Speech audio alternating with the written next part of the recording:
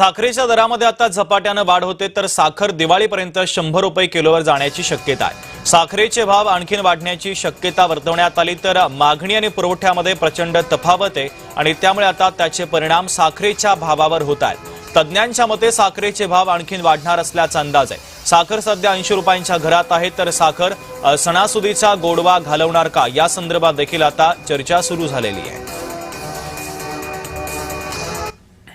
Raw sugar जी आहे आणि मळी जी आहे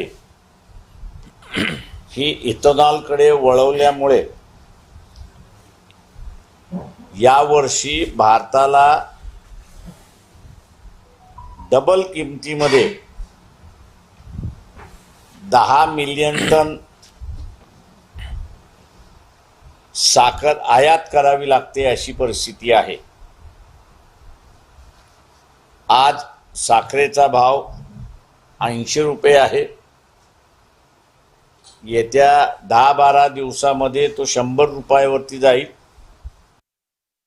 जी काय साखर आहे ती काय खूप मोठ्या प्रमाणात आहे असं नाही। जेवढी सरकारने विकायला लावली तेवढी ती विकली आणि जेवढी ठेवायला लावली तेवढी ठेवली, कारण का आम्हाला महिन्याला साखर कारखान्याला महिन्याला तिथं कोटा दिला जातो।